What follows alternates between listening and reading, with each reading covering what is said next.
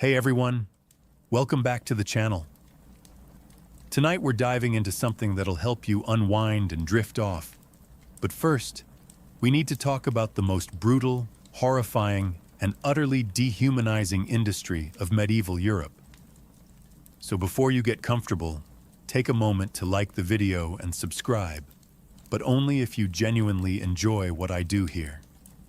And let me know in the comments where you're tuning in from and what time it is for you. It's always fascinating to see who's joining us from around the world. Now, maybe turn down the lights, get cozy, and let's ease into this dark journey together. Picture this: a narrow, fetid alley in 14th century London. The cobblestones are slick with things you don't want to identify.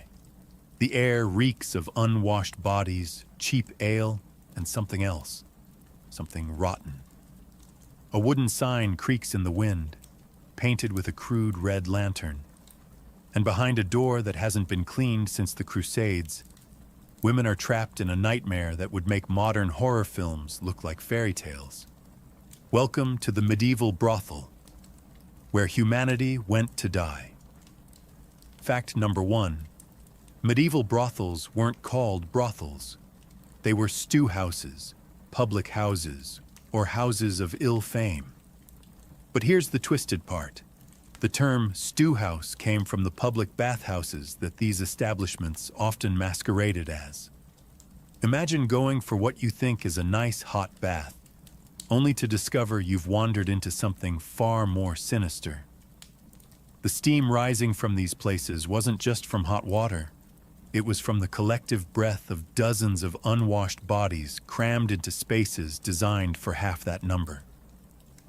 The word stew also referred to the thick, nauseating mixture of bodily fluids, cheap perfume, and rotting food that seemed to permanently coat every surface.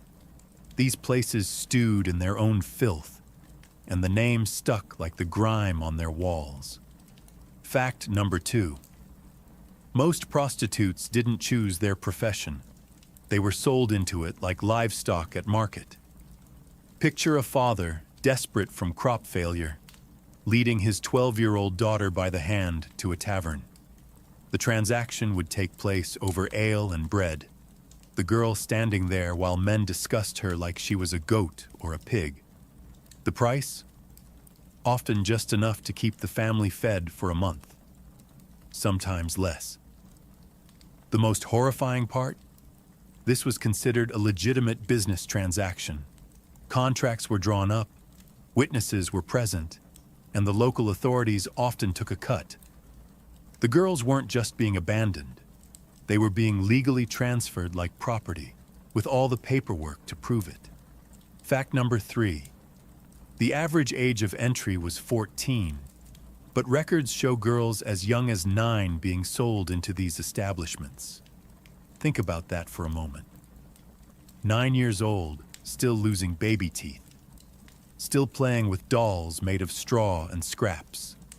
These children were often told they were being sent to work as servants or seamstresses. They'd arrive with tiny bundles of belongings, maybe a worn dress, a wooden comb, perhaps a small religious token their mother had pressed into their palm. Within hours, those belongings would be confiscated, sold, or destroyed. The wooden comb might be the last thing they ever owned that was truly theirs. Fact number 4. These girls weren't just sold once. They were essentially enslaved through an intricate web of debt that would make modern loan sharks weep with admiration. Here's how it worked. The moment a girl arrived, she owed money for her purchase price, money she obviously didn't have. Then came charges for her bed, a straw mattress shared with 2 other girls, her food, watery gruel and moldy bread, her clothing, whatever rags the previous occupant had died in, and even for the training she received from older women. But here's the truly diabolical part. They were charged interest on these debts. Daily interest. So while a girl might earn a few coins from clients, Her debt grew faster than she could possibly pay it off. The madams had created a perfect system of perpetual slavery disguised as employment. Fact number 5. Speaking of chains, some brothels literally used them, but not in the way you might think. The chains weren't just for restraint, they were for humiliation and psychological breaking. New girls would be chained not just to beds, but to each other, forced to move as a group to prevent individual escape attempts.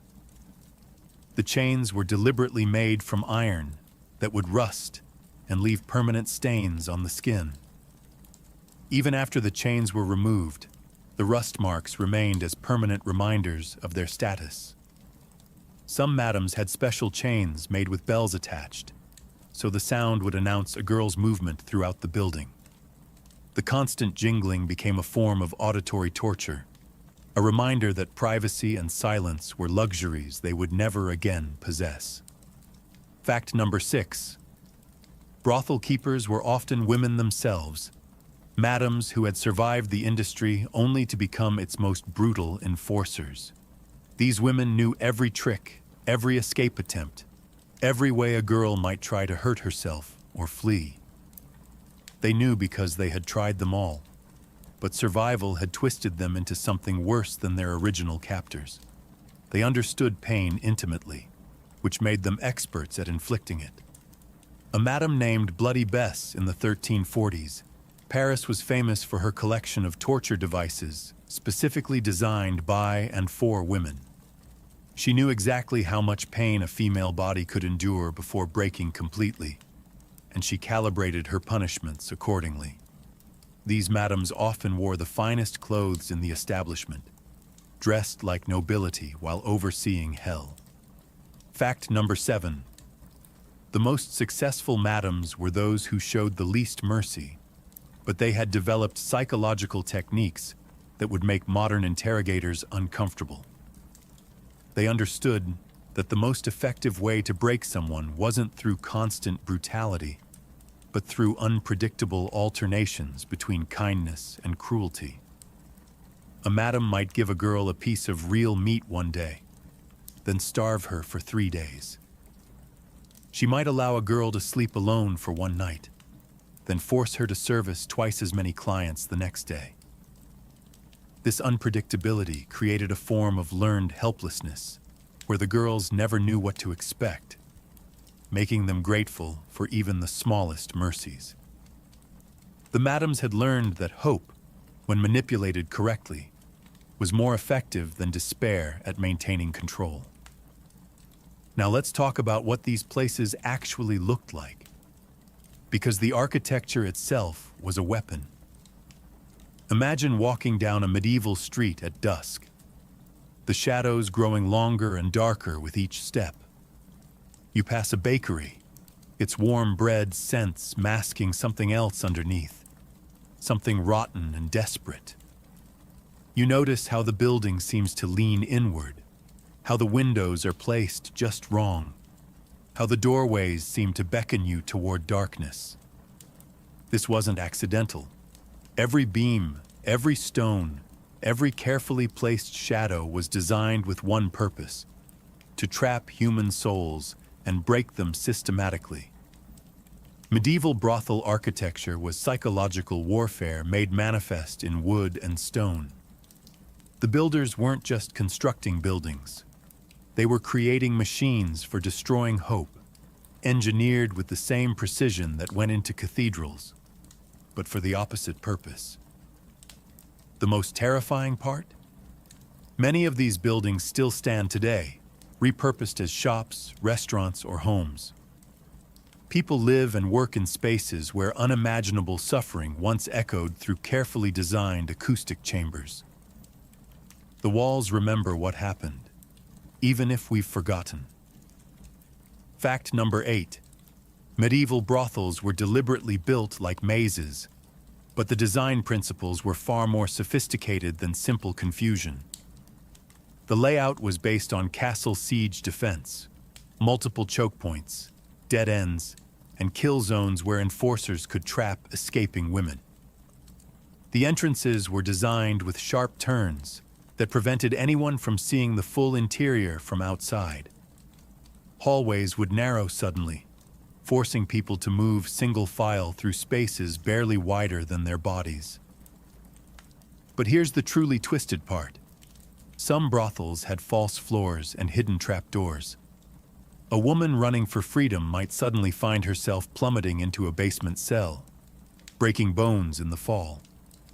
The architecture itself was a weapon designed to crush hope. Fact number 9. The rooms were tiny, but the size wasn't just about cramming in more people. These spaces were deliberately designed to be psychologically oppressive. A typical room measured about 6 feet by 8 feet, smaller than most modern closets. The ceilings were intentionally low, often just 5.5 feet high, forcing even average height people to stoop. Multiple women shared these spaces, often taking turns on the single straw mattress, while others stood pressed against the walls. The cramped conditions meant that everything happened in full view and hearing of roommates. There was no privacy for grief, for sickness, for any human emotion. The rooms were designed to strip away the last vestiges of personal dignity. Fact number 10.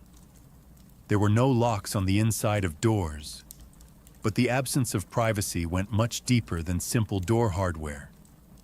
The doors themselves were often nothing more than hanging cloth or thin wooden panels that didn't reach the floor or ceiling.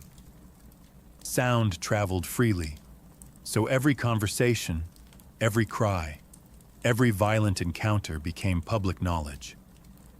But some establishments went further. They installed peepholes and spy holes in walls and ceilings.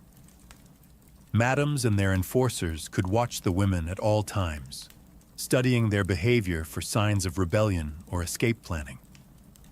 Some rooms had deliberately squeaky floorboards that would alert guards to any movement. Privacy wasn't just absent, it was systematically destroyed. Fact number 11. Windows, if they existed at all, were barred or boarded up, but the reasons went beyond simple escape prevention. Natural light was considered a luxury that might give the women too much connection to the outside world. Many establishments had windows that faced internal courtyards or alleys, so even when light entered, it showed only walls and refuse. Some windows were fitted with one-way glass, crude as it was in medieval times, so people outside could look in, but those inside couldn't see out. The psychological effect was devastating. Women lost track of time, seasons, even years. Some reported feeling like they were buried alive, seeing only artificial torchlight for months or years at a time. Fact number 12.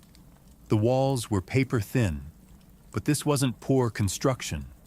It was deliberate design. The thin walls meant that every sound carried throughout the building. When one woman was being beaten, everyone heard it. When someone was sick and vomiting, the sound echoed through adjacent rooms. When a woman cried herself to sleep, her sobs became a lullaby for the entire floor. But the worst part was that the walls were thin enough that women could hear conversations between madams and clients, learning exactly how little their lives were worth. They would overhear negotiations about their future, discussions of their health, plans for their disposal. The thin walls made every woman an unwilling witness to everyone else's suffering. Fact number 13. Brothels were often built on top of or connected to taverns, bathhouses, or other legitimate businesses, creating a complex ecosystem of exploitation. The tavern above provided a steady stream of drunk, violent customers. The bathhouse connection meant that men could enter for legitimate reasons and then be led downstairs. But here's what makes it truly sinister. The legitimate businesses often employed the same women during the day. A woman might serve ale in the tavern during daylight hours, then be forced into prostitution at night. The customers got to know these women as people, serving them food, drawing their baths, laughing at their jokes, before paying to brutalize them hours later. The psychological impact of this duality was devastating. Fact number 14. The entrances were deliberately hidden or disguised with elaborate facades that would impress modern security experts. A typical brothel might have 7 different entrances. The main tavern door, a side entrance through a bakery, a cellar entrance from the sewers, a connecting door through a blacksmith shop, a hidden entrance behind a false wall in a church confessional, a rooftop entrance accessible only by ladder, and an entrance through a cemetery crypt. Each entrance served different types of customers. Nobles used the discreet cemetery entrance, clergy used the confessional door, and common customers used the tavern. The complexity of these systems required detailed planning and construction that rivaled military fortifications. But the architecture was nothing compared to the daily realities inside. Because once the door closed behind you, you entered a world where time moved differently, where pain had its own calendar, and where each sunrise brought not hope, but the promise of fresh horror. Picture this. It's 4 a.m. in a medieval brothel. The night's violence is winding down, but the day's misery is already beginning. In the darkness, you can hear the soft whimpering of women trying to clean wounds with dirty water, the rustle of straw as someone shifts to find a position that hurts less, the quiet prayers whispered to a God who seems to have abandoned this place entirely. The smell hits you first, always the smell.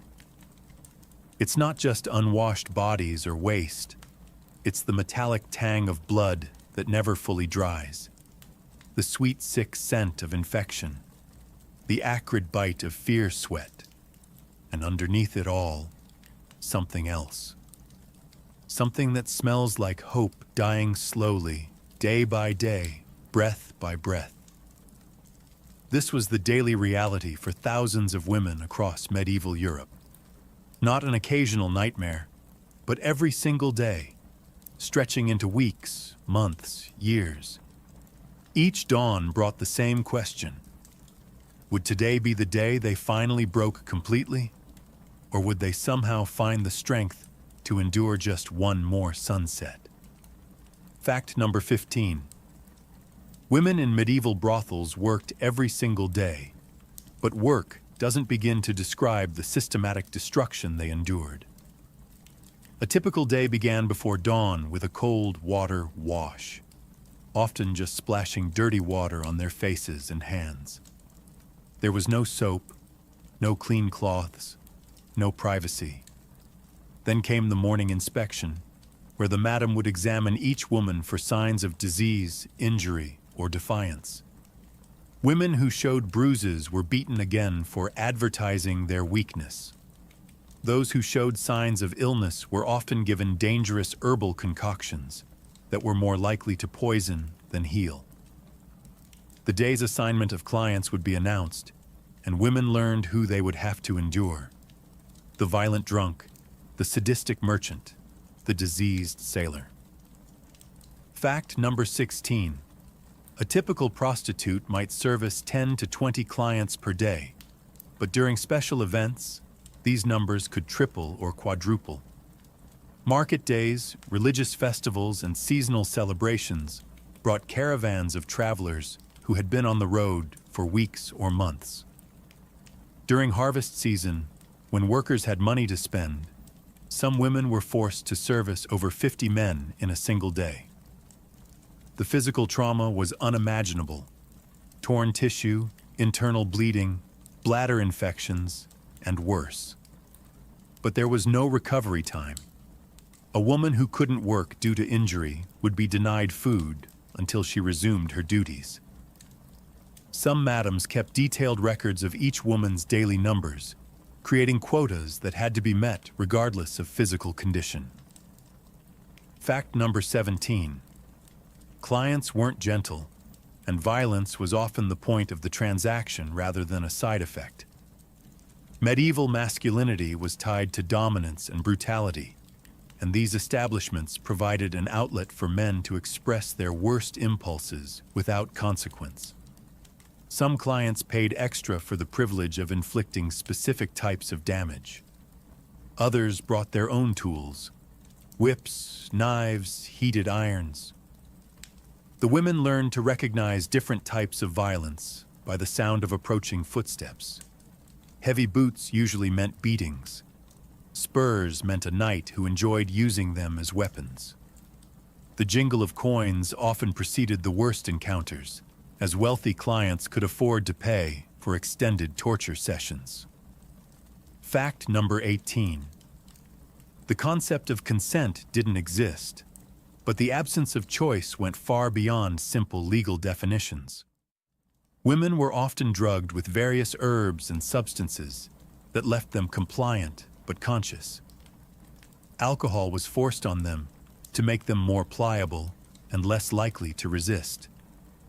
Some establishments used early forms of opium-based drugs that created addiction, ensuring that women would become dependent on their captors for their supply. The drugs also had the convenient side effect of making the women appear willing to outside observers, creating a facade of choice where none existed.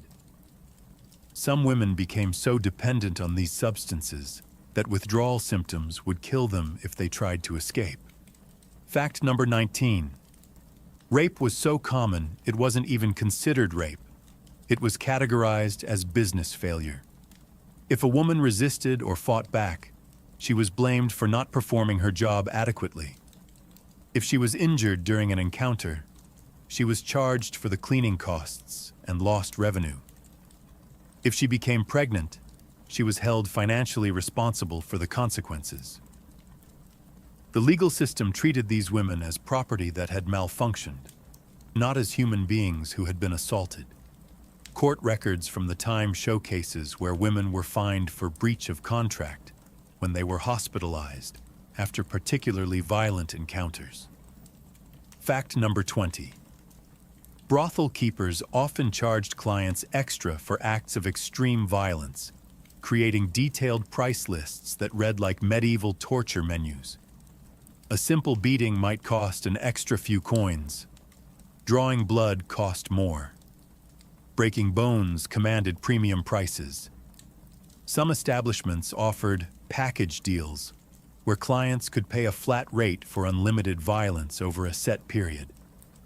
The most expensive option was often the disposal package, where clients could essentially purchase a woman's life. These price lists were often posted publicly, advertising the establishment's willingness to cater to any desire, no matter how cruel. Fact number 21. Women who fought back were subjected to punishments that were designed to break not just their bodies, but their spirits. Public beatings in front of other women served as both punishment and warning. Some were placed in stress positions for hours, forced to stand on tiptoe with their arms stretched above their heads until their muscles gave out and they collapsed. Others were buried up to their necks in dirt floors and left for days, fed only scraps and forced to relieve themselves where they sat. The most defiant were sometimes branded with hot irons, marking them permanently as troublemakers and reducing their value for future sales. Now let's talk about something that'll really turn your stomach: medieval hygiene in these places, or rather, the complete absence of anything resembling hygiene. Because what we're about to explore isn't just about being dirty. It's about systematic biological warfare against the human body. Close your eyes and imagine the worst bathroom you've ever encountered. The gas station restroom that made you gag. The festival porta potty on day 3. The house party bathroom after midnight. Now multiply that by 1,000. Add medieval medical ignorance. Remove all cleaning supplies. And imagine living in that space 24 hours a day for years. That's not even close to the reality these women faced. Medieval Europe didn't understand bacteria, viruses, or basic sanitation. They thought disease came from bad air or God's displeasure. So when women in brothels started rotting alive from preventable infections, when their skin crawled with parasites, when their bodies became breeding grounds for every pathogen known to humanity, nobody understood why it was happening. They just knew it was normal. The horror wasn't just in the conditions themselves, it was in how these conditions were weaponized. Filth became a tool of control. Disease became a form of punishment. And the women's own bodies became battlegrounds, where they fought losing wars against microscopic enemies they couldn't see, understand, or defeat. Fact number 22. Baths were rare, maybe once a week if the women were lucky, but these weren't the cleansing rituals you might imagine. The bath was typically a single wooden tub filled with cold water that was shared by dozens of women. The water was never changed during a bathing session, so the last women to bathe were essentially washing in a soup of other people's filth, blood, and bodily fluids. The soap, when available, was made from animal fat and ash, a caustic mixture that burned skin and eyes. Many women developed permanent rashes and scars from these chemical burns. The tub itself was never properly cleaned and became a breeding ground for bacteria and parasites that spread from woman to woman. Fact number 23. There was no understanding of germ theory, which led to practices that seemed designed to spread disease. Used bandages were re-washed and reused without any sterilization. Women with open wounds were bathed in the same water as healthy women. Sick women continued to work, spreading their illnesses to clients who then carried diseases to other establishments. Some madams believed that certain diseases could be transferred from one woman to another by forcing them to share personal items. Menstrual rags were shared between women, creating a perfect storm for spreading infections. The lack of medical knowledge turned these places into disease laboratories where new strains of illness could develop and spread. Fact number 24. Syphilis, when it arrived in Europe in the late 1400s, turned brothels into charnel houses of rotting flesh and madness. The disease was called the French pox because each country blamed it on their enemies. But everyone agreed it was horrifying. Women infected with syphilis developed open sores that never healed. Their noses and ears rotted away, and their minds deteriorated into gibbering insanity. But here's the truly horrific part. Infected women were often forced to continue working, spreading the disease to unsuspecting clients. Some establishments specialized in infected women, charging lower prices for men who either didn't know about the risk or didn't care. The smell of rotting flesh became so associated with certain brothels that people could identify them by odor alone. Fact number 25. Before syphilis, gonorrhea was the primary sexually transmitted disease, and medieval treatments were often worse than the disease itself. Mercury was the preferred remedy, applied both internally and externally. Women were forced to drink mercury solutions that poisoned their organs and caused their teeth to fall out. Mercury ointments were rubbed into open sores, causing chemical burns that left permanent scars. Some treatments involved heating mercury until it vaporized, then forcing women to inhale the toxic fumes. Many women died from mercury poisoning rather than the original infection. But since the mercury sometimes temporarily reduced symptoms, madams considered it effective medicine. Fact number 26. Lice infestations were universal and reached epic proportions that would horrify modern pest control experts. These weren't just a few bugs. Women's hair would be so thick with lice that it moved and writhed on its own. The lice would spread to clothing, bedding, and eventually cover every surface in the building. Some women's scalps were so damaged by constant scratching that they developed permanent bald patches and scars. The lice also carried other diseases, creating secondary infections that could prove fatal. Attempts to remove lice often involved dangerous chemicals or burning, which frequently caused more damage than the original infestation. Some women went completely bald from lice treatments, which made them less valuable to clients and often led to further punishment.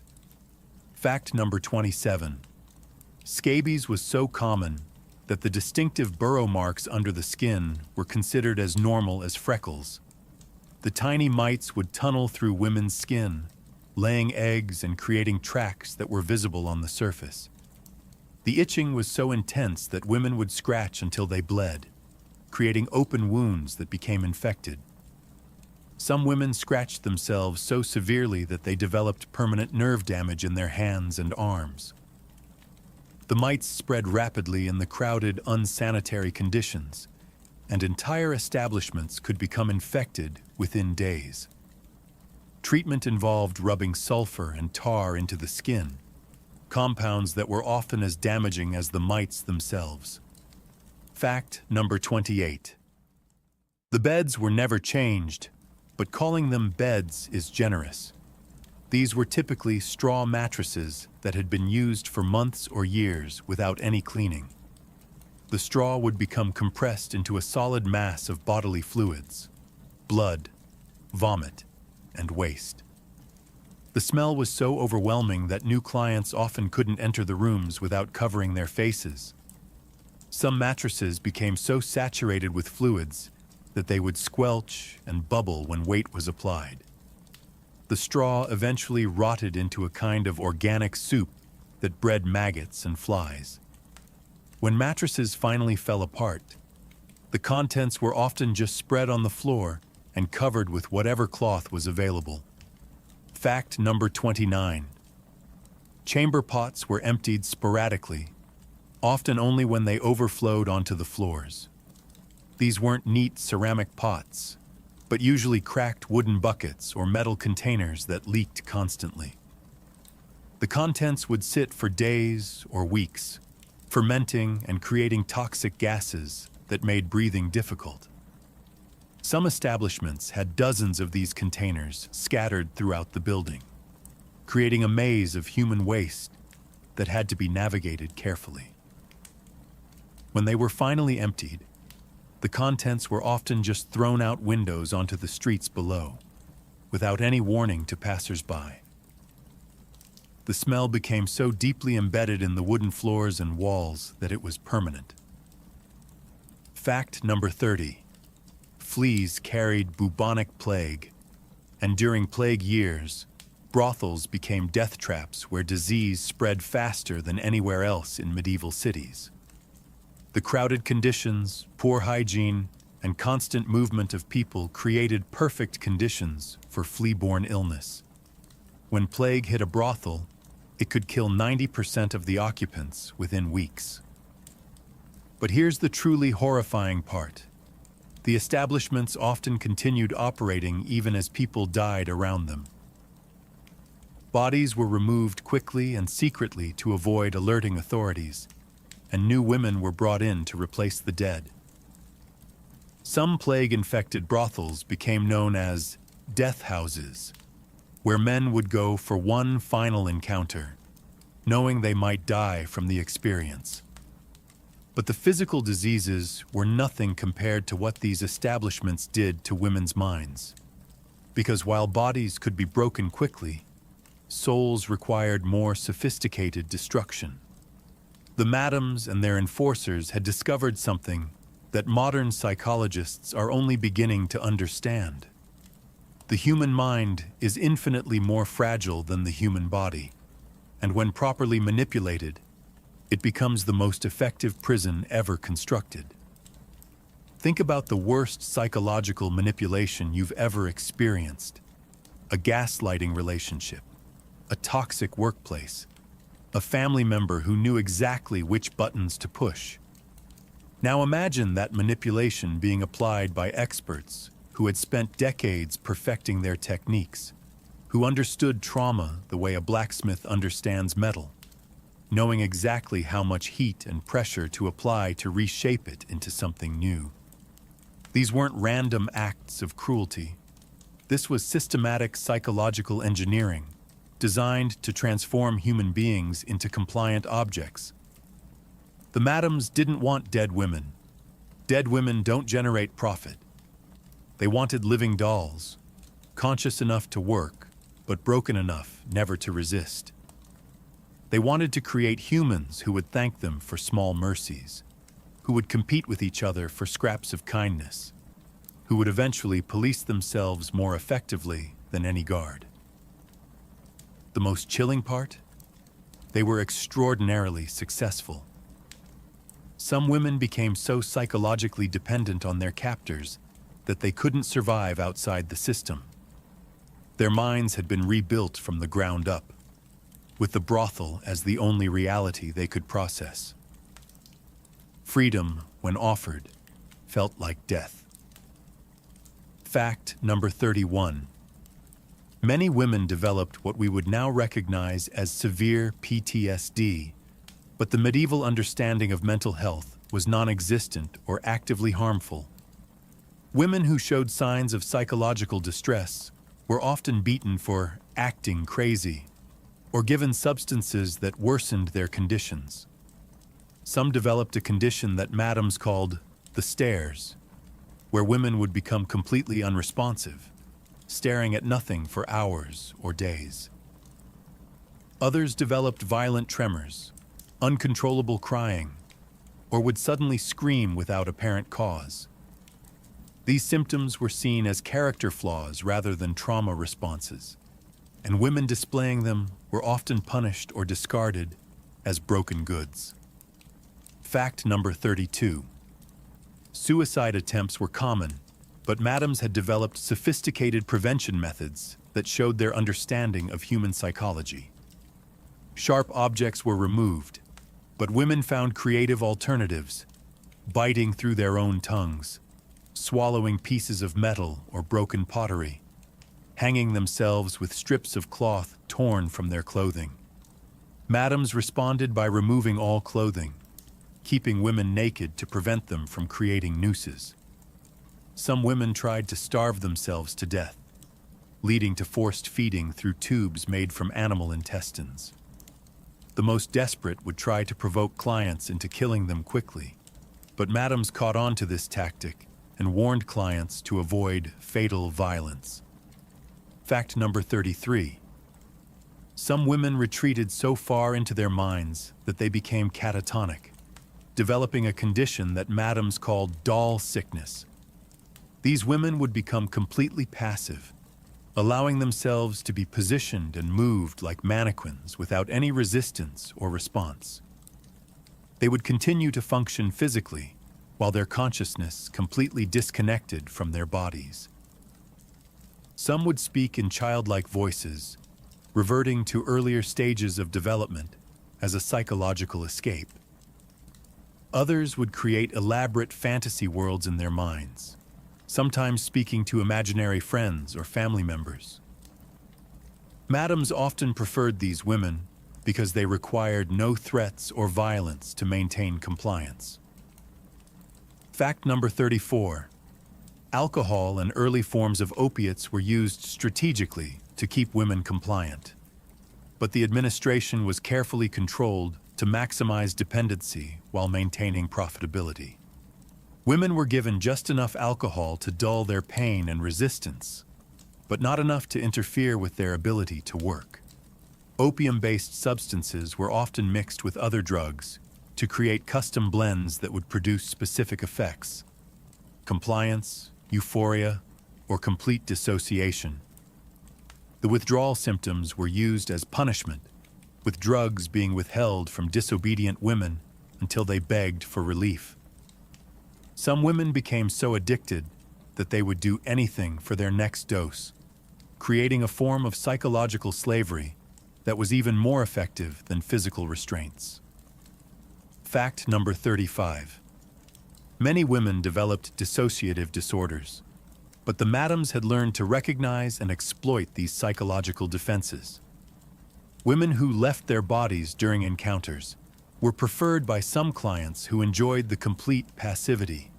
Madams would study each woman's dissociative patterns, learning exactly how much trauma was needed to trigger the response without causing complete mental breakdown.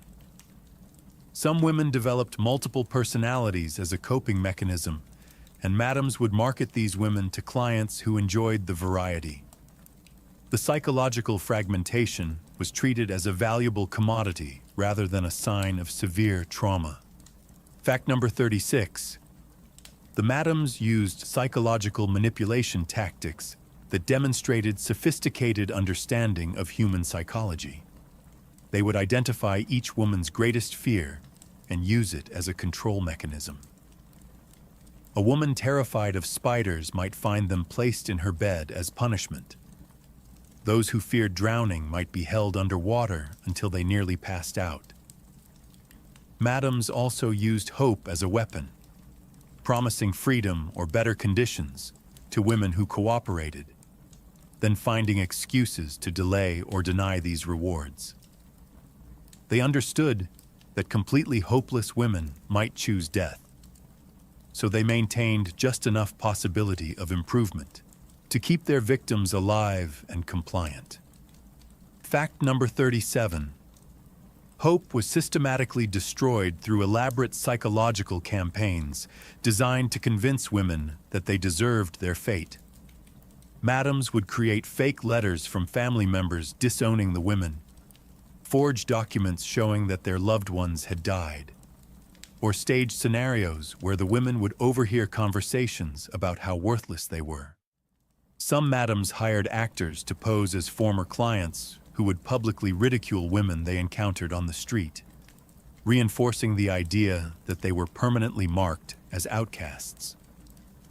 The psychological warfare was often more effective than physical abuse at breaking women's spirits and preventing escape attempts. Now let's talk money, because none of this horror was accidental. It was a business. And like any successful business, it required careful planning, strategic thinking, and innovative problem-solving. The difference was that this industry's product was human suffering, and its innovations were new ways to monetize misery. Medieval brothel economics weren't simple exploitation. They were sophisticated financial instruments designed to extract maximum value from human flesh while minimizing operational costs. Think modern predatory lending, but for souls. These weren't crude profiteers stumbling toward wealth. These were economic masterminds who understood markets, supply chains, and customer psychology with frightening precision. The financial records that survive from these establishments read like textbooks on advanced exploitation. Every form of suffering had a price point. Every type of degradation had been market tested. Every innovation in cruelty had been evaluated for its profit potential. The madams didn't just run brothels. They operated human mining companies, extracting value from bodies until those bodies were completely depleted. And here's the most disturbing part. The economics worked. These establishments were among the most profitable businesses in medieval Europe, generating wealth that funded wars, built cathedrals, and supported the very authorities who publicly condemned them. The system was so efficient that it operated successfully for centuries, adapting to changes in law and society while maintaining its core function, turning human beings into currency. Fact number 38. Prostitutes kept almost none of their earnings, but the accounting systems used to rob them were masterpieces of creative theft. Women were charged rent for their bed space, even when they had to share it with multiple other people. They were charged for food that was often spoiled or inadequate. They were charged laundry fees for clothes that were never actually cleaned. They were charged protection fees for security that primarily protected them from the very people collecting the fees. They were charged interest on all these debts, calculated daily, and the interest rates were often higher than the principal amounts. The mathematical complexity was deliberate. Most women couldn't read or calculate well enough to understand how thoroughly they were being robbed. Fact number 39. The pricing structure was deliberately designed to ensure permanent debt slavery, with costs that escalated faster than any possible earnings. A woman might earn enough in a day to buy a loaf of bread, but her daily charges would equal 3 loaves. The madams had calculated exactly how much money a woman could earn in her lifetime, then set their fees to exceed that amount by a comfortable margin.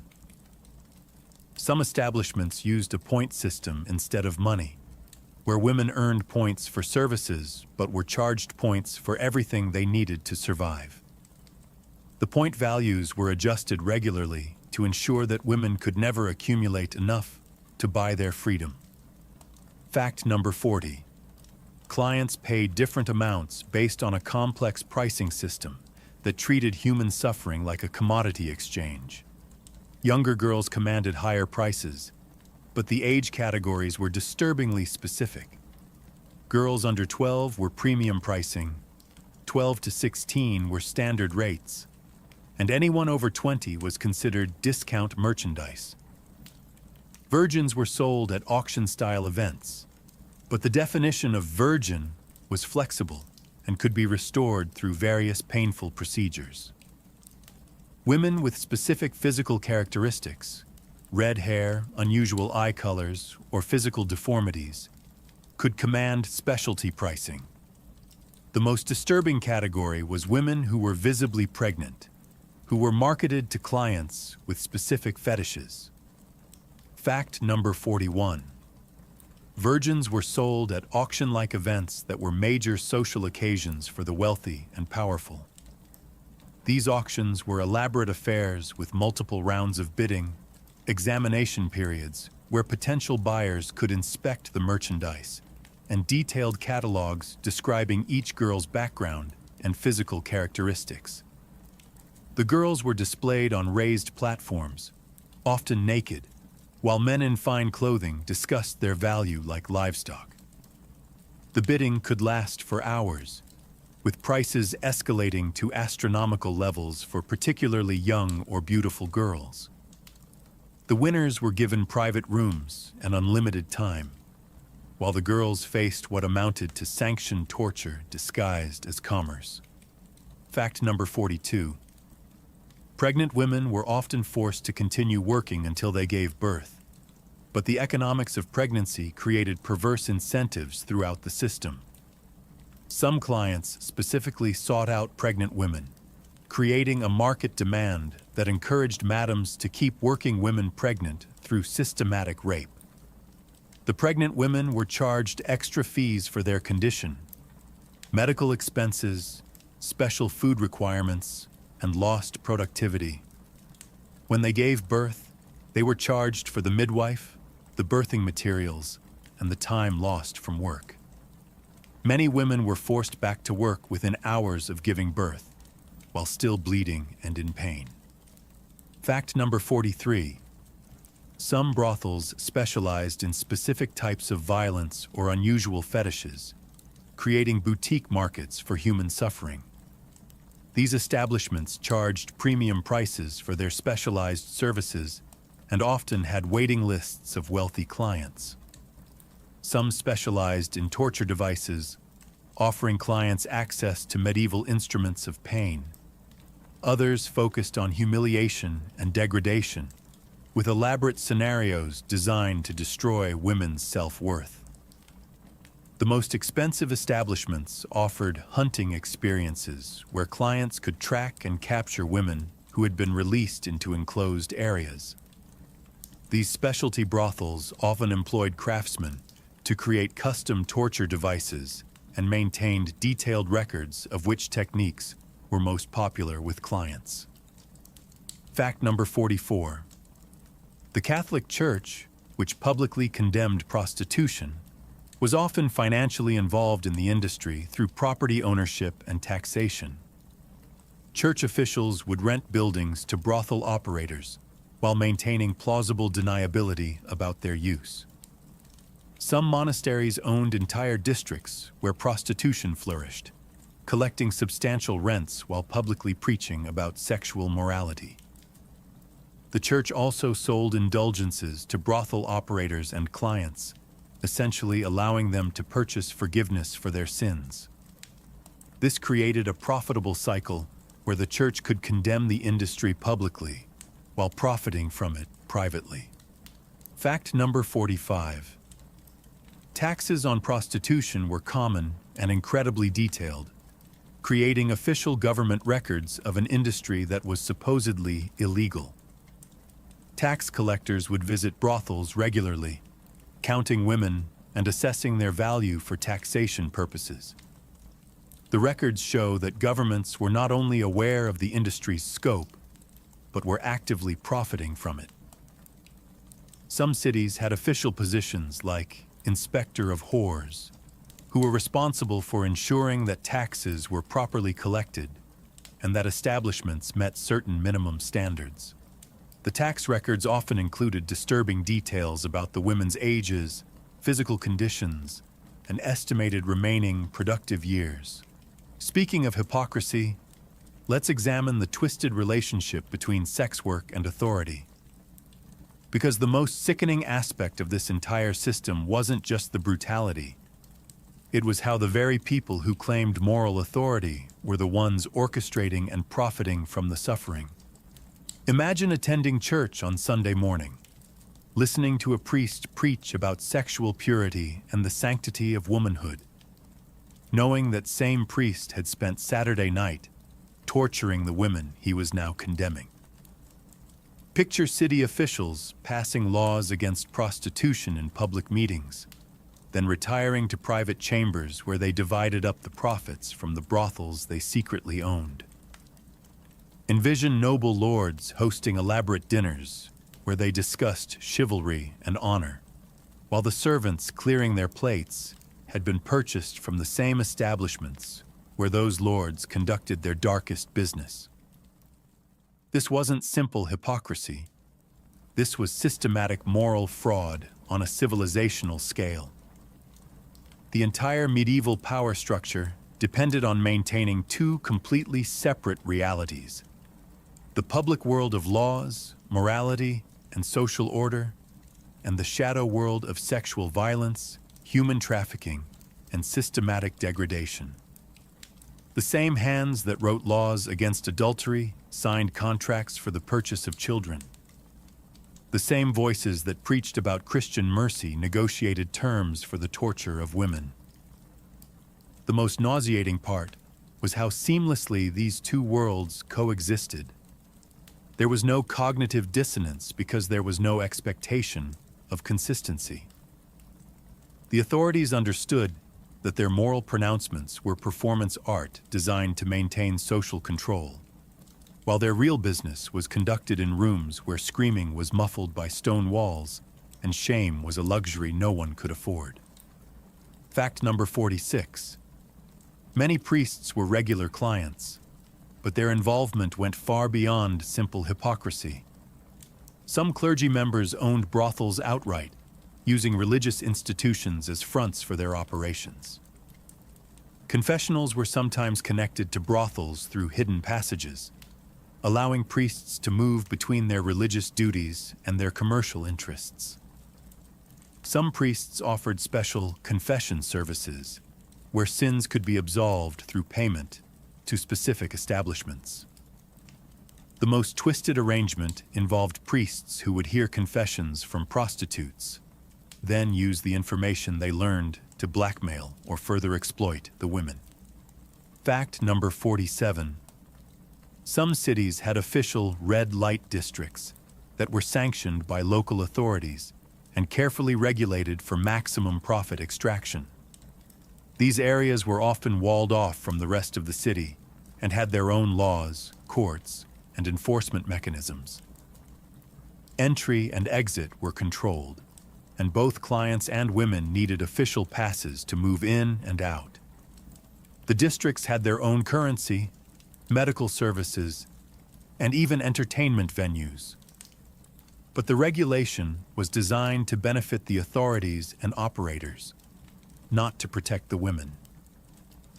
The official nature of these districts made escape even more difficult, as leaving without permission was treated as a crime against the state. Fact number 48. Married men who visited brothels faced no legal consequences, while the women serving them could be publicly humiliated, fined, or executed for adultery. The legal system treated male sexuality as natural and uncontrollable, while female sexuality was seen as inherently corrupting. Men could testify in court that they had been seduced by prostitutes, transferring all legal and moral responsibility to the women. Some legal codes specifically stated that men could not be held responsible for actions taken in brothels, creating a legal sanctuary where any behavior was permissible. Women, meanwhile, could be prosecuted for corrupting married men, even when the encounters were forced. Fact number 49. The church developed elaborate theological justifications for allowing prostitution to continue, creating complex doctrinal arguments that would impress modern lawyers. They argued that prostitution prevented worse sins like adultery, homosexuality, or rape of virtuous women. Some theologians claimed that prostitutes served a necessary social function by providing an outlet for male desires that would otherwise threaten social order. The most cynical argument was that prostitution allowed virtuous women to remain pure by providing an alternative for male sexuality. These theological gymnastics allowed the church to maintain moral authority while profiting from human suffering. Fact number 50. Brothel licenses were sometimes sold by corrupt officials, creating a complex web of legal and illegal operations that was impossible to navigate. Officials would sell multiple licenses for the same location, then demand bribes from operators to avoid prosecution for operating without proper permits. Some licenses were deliberately written with contradictory requirements that couldn't be fulfilled, ensuring that operators would always be technically in violation and subject to additional fees. The licensing system became a form of legalized extortion, where officials could extract money from brothel operators while maintaining plausible deniability about their involvement. Fact number 51. Religious festivals often saw increased brothel business, creating the grotesque spectacle of celebration and suffering occurring simultaneously. During Easter week, when Christians were supposed to be contemplating Christ's sacrifice, brothels experienced their highest profits of the year. Pilgrims traveling to religious sites would stop at brothels along the way, treating sexual exploitation as part of their spiritual journey. Some festivals included official processions that would pass directly by brothel districts, with religious officials blessing the crowds while ignoring the suffering happening yards away. The juxtaposition of sacred and profane created a psychological environment where anything seemed permissible. Fact number 52.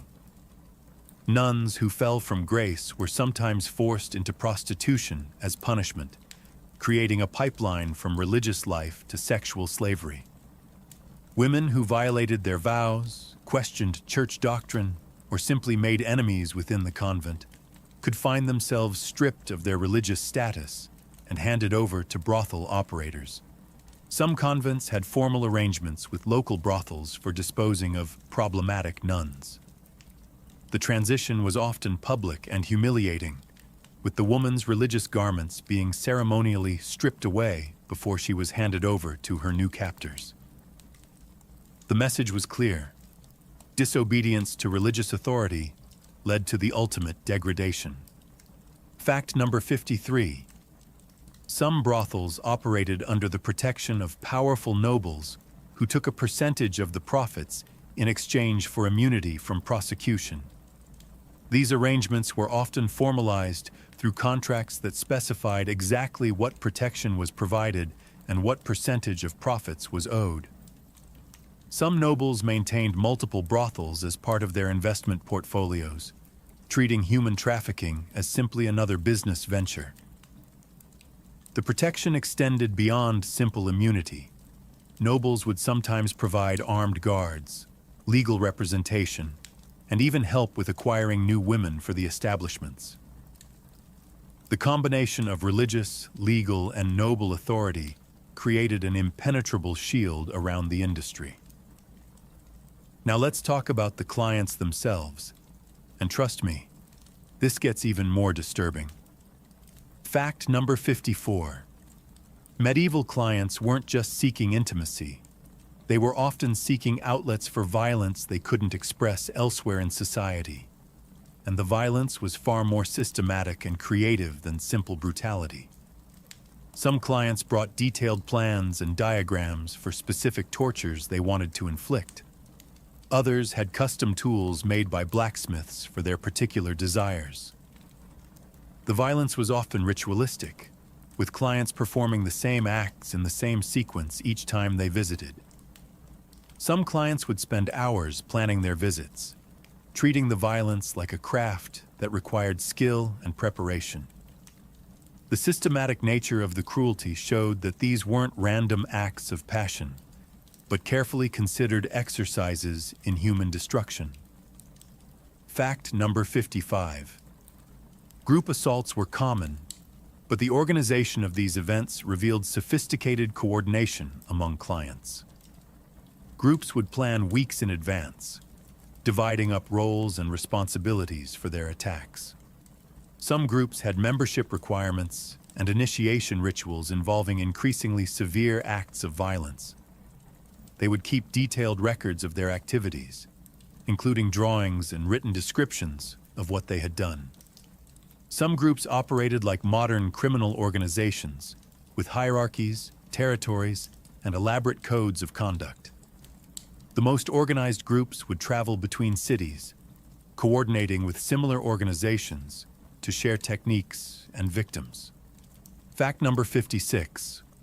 Some clients specifically requested women who were visibly injured or ill, and the demand for damaged women created perverse economic incentives.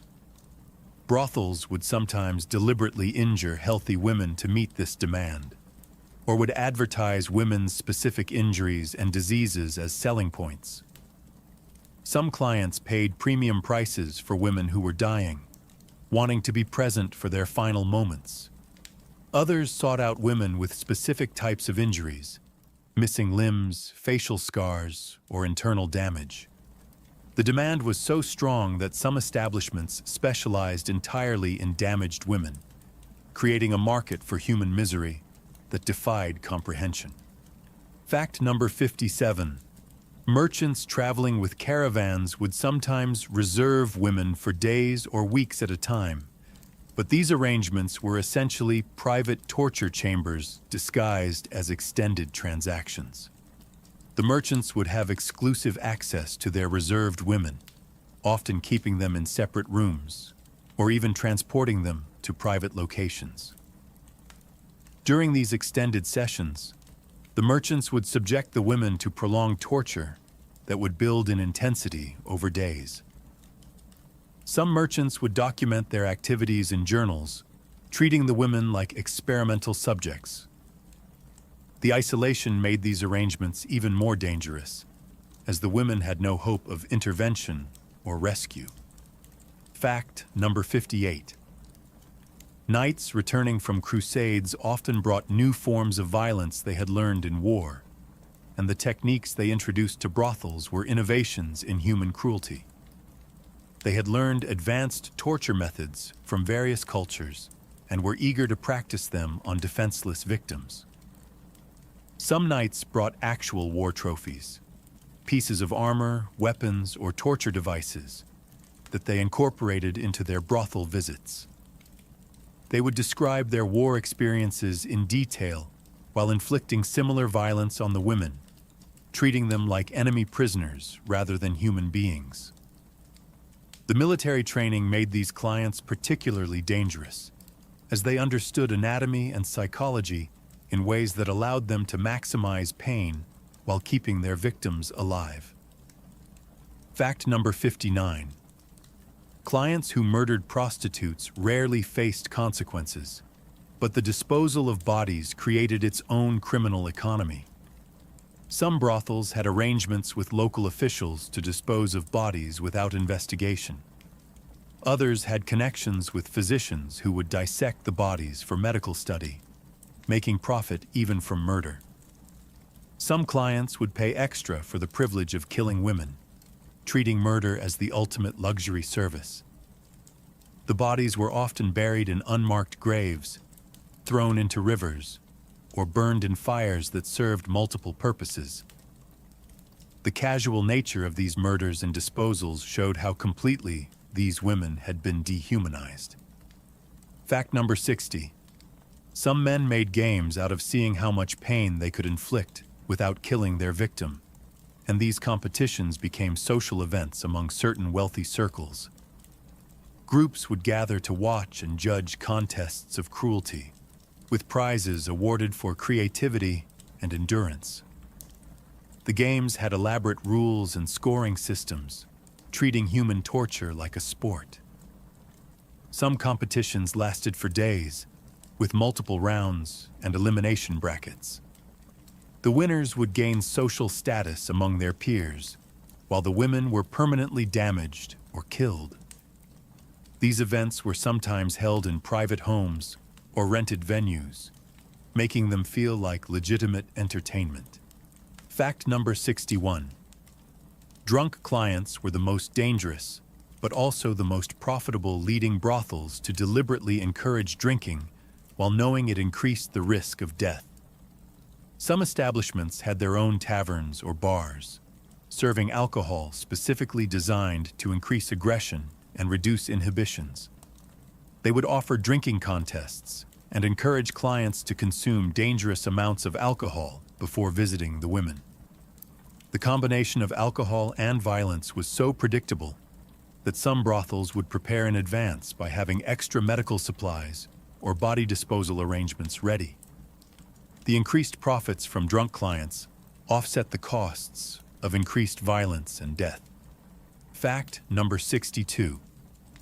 Certain clients developed reputations for extreme cruelty, but were still welcomed because they paid well, and some brothels would actually compete for their business. These notorious clients would be treated like valued customers, with special accommodations and preferred scheduling. Some establishments would advertise their ability to satisfy these clients as a mark of quality. The reputations of these clients would spread between brothels, with detailed information about their preferences and methods shared among madams. Some clients became so famous for their cruelty that women in multiple cities would know their names and fear their visits. Let's pause here for a moment, because we need to talk about something that's almost too horrible to comprehend. What happened when these women became pregnant? And I need you to understand that what we're about to discuss represents perhaps the absolute nadir of human cruelty. If you thought the previous horrors were difficult to process, what comes next will challenge every assumption you have about the limits of human evil.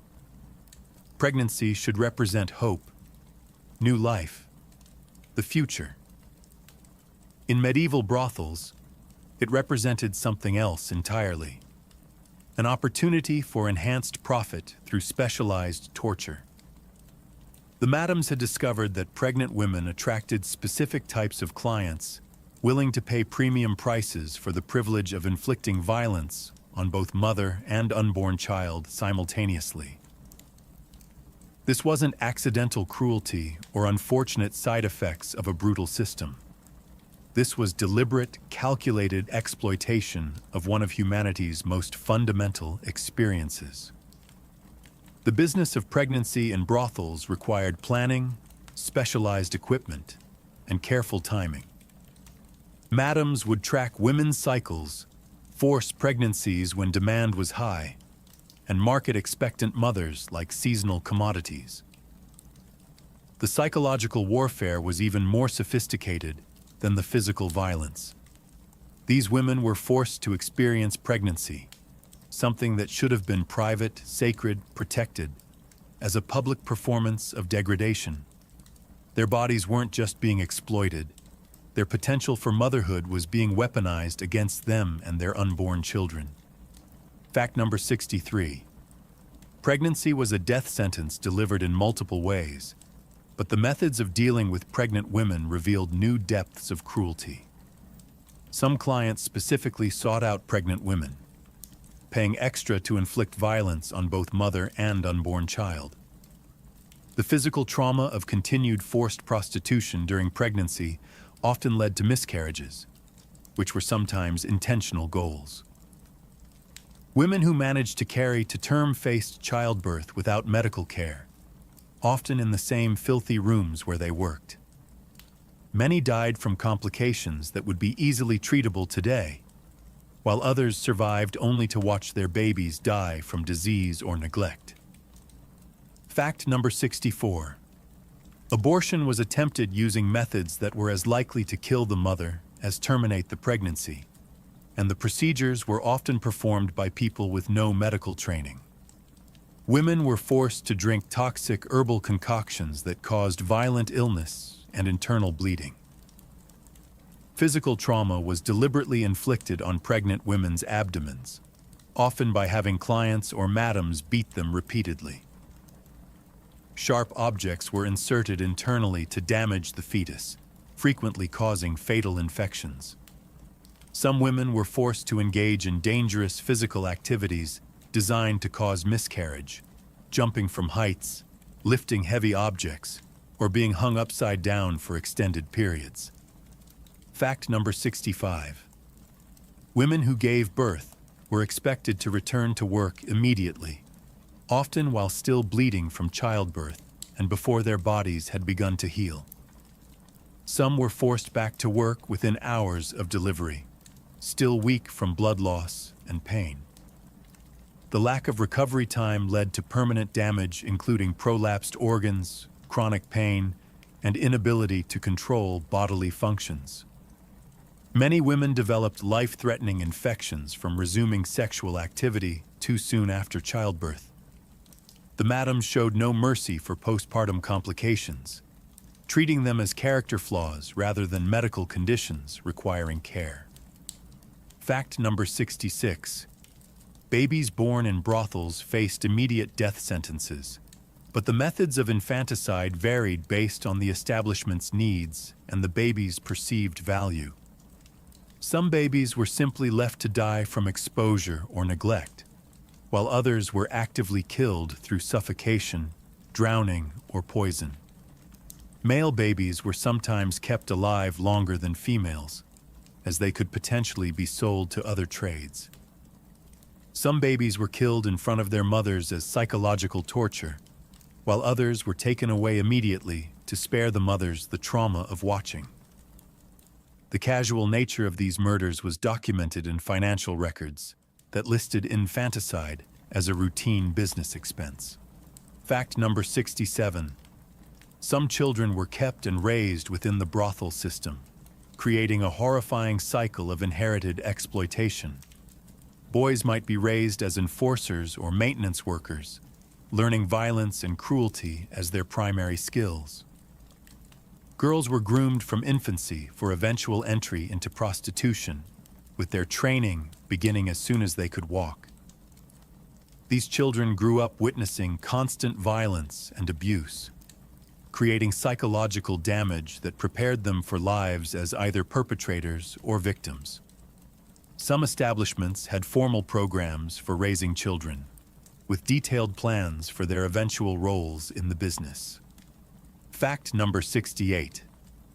Wet nurses were sometimes prostitutes whose own babies had died, but the psychological torture of this arrangement was deliberately exploited by madams. Women who had lost their own children were forced to nurse the babies of clients or other prostitutes, reopening their grief daily. Some were forced to nurse while continuing to work as prostitutes, creating impossible physical and emotional demands. The breast milk was sometimes sold as a luxury item to wealthy families, adding another layer of exploitation to the women's suffering.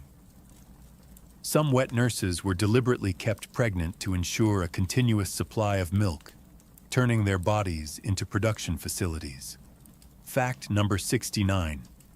Pregnant women were sometimes forced to drink alcohol or take substances to induce miscarriage, but these substances were often experimental and deadly. Some concoctions included mercury, arsenic, or other heavy metals that caused organ failure. Others contained hallucinogenic plants that caused violent psychological episodes, along with physical symptoms.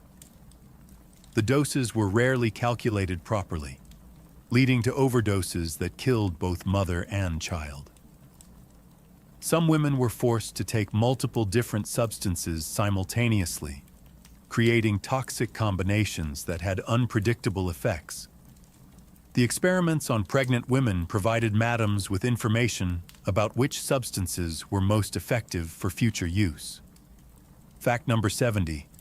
The sight of pregnant prostitutes working was so common that it didn't shock medieval observers, and some clients specifically requested pregnant women for their visits. The demand for pregnant women created incentives for madams to keep their workers pregnant as much as possible. Some establishments advertised their pregnant women as specialty services, charging premium prices for encounters with women in various stages of pregnancy. The clients often believed that pregnant women couldn't get pregnant again, making them safer for unprotected encounters. This misconception led to increased violence and disease transmission, as pregnant women were seen as disposable rather than valuable. And if you think the story ends with death, think again. Because even in death, these women couldn't escape the system that had consumed their lives. Death wasn't an ending. It was just another business transaction, another opportunity for profit, another form of exploitation that extended beyond the grave. Medieval brothel operators had turned death itself into a commodity. The disposal of bodies wasn't just about hiding evidence. It was about extracting final value from women who had already given everything. Some madams sold bodies to medical schools for dissection, making profit even from corpses. Others had arrangements with certain clients who paid for the privilege of being present during a woman's final moments, treating death like the ultimate entertainment. The casual nature of these deaths reveals something profoundly disturbing about medieval society's relationship with human life. Women could disappear completely without anyone asking questions. Their deaths weren't investigated, mourned, or even officially recorded. They existed in life as non-people, and they died as non-people, leaving no trace of their existence except for the profit they had generated. But perhaps the most horrifying aspect was how efficiently the system replaced its losses.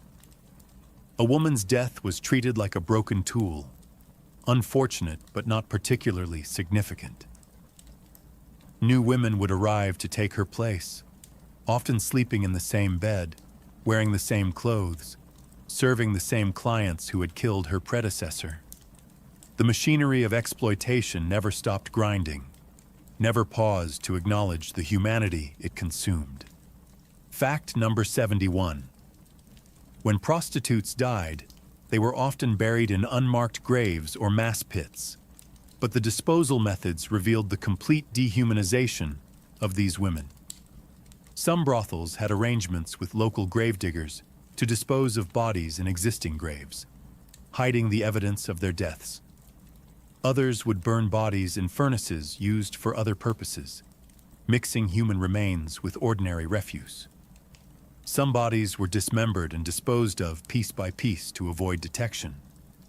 The most callous establishments would simply dump bodies in rivers, forests, or abandoned buildings, leaving them for scavengers and the elements. Fact number 72. Some brothels had their own disposal methods for bodies that didn't involve outside authorities, and these systems showed careful planning and organization. Underground chambers were constructed specifically for decomposing bodies, with lime pits to accelerate the process.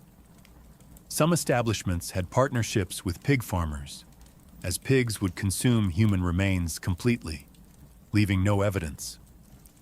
Others had connections with physicians or medical schools who would take bodies for dissection, turning death into profit. The most sophisticated operations had multiple disposal methods available depending on the circumstances of death and the need for secrecy. Fact number 73. The average lifespan of a medieval prostitute was horrifically short, but the statistics don't capture the full horror of how these women died. Most didn't live more than 2 to 3 years after entering the trade, with death coming from violence, disease, suicide, or complications from abortion.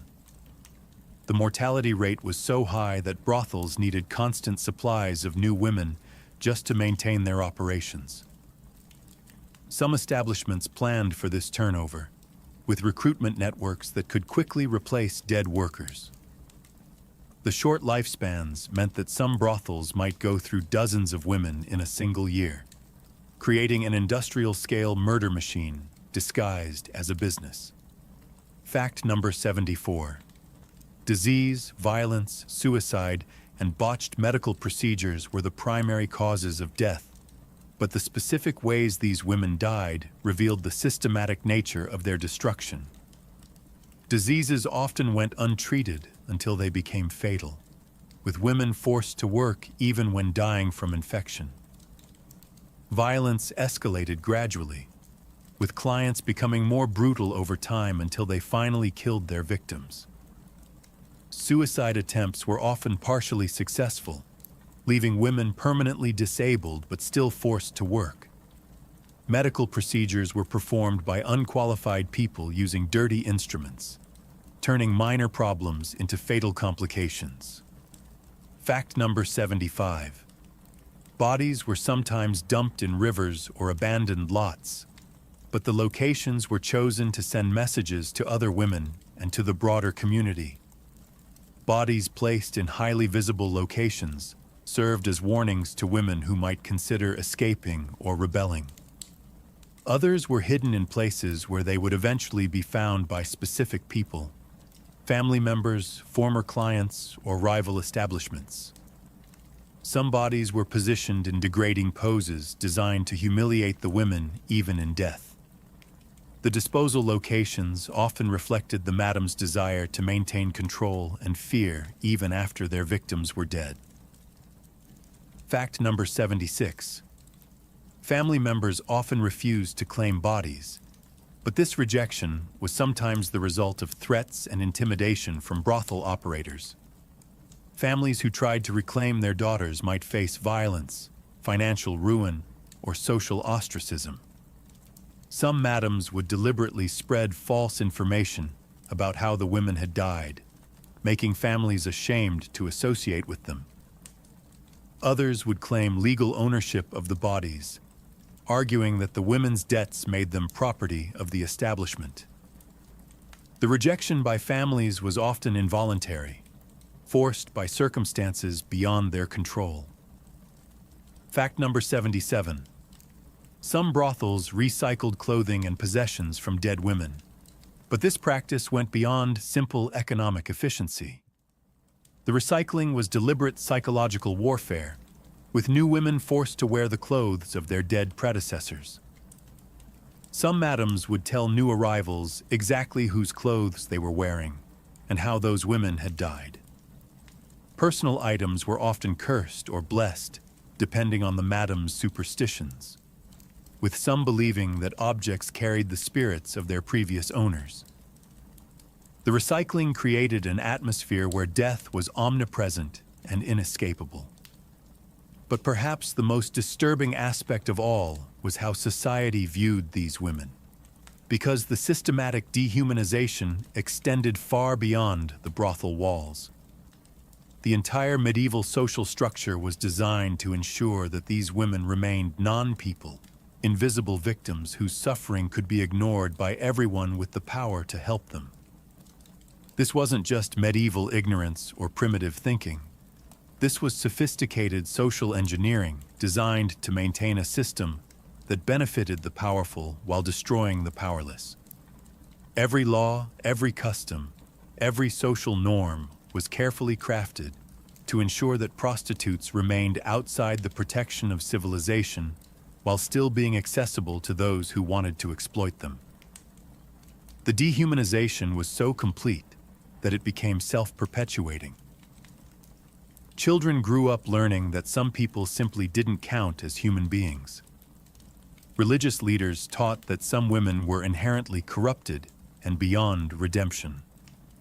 Legal scholars developed elaborate justifications for why certain categories of people deserved no protection under the law. The most insidious part was how this dehumanization made everyone complicit. Good people, loving parents, faithful spouses, charitable neighbors could walk past brothels every day, hear the screaming, smell the death, and simply not process it as something requiring their attention.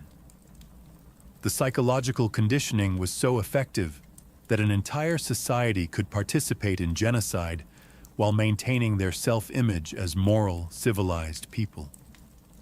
The social machinery wasn't just enabling the brothel system.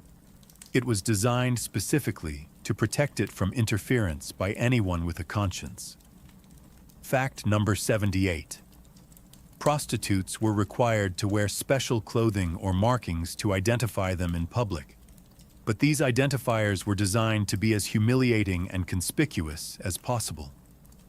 Yellow hoods marked them as outcasts, but the hoods were often deliberately oversized and shaped to look ridiculous.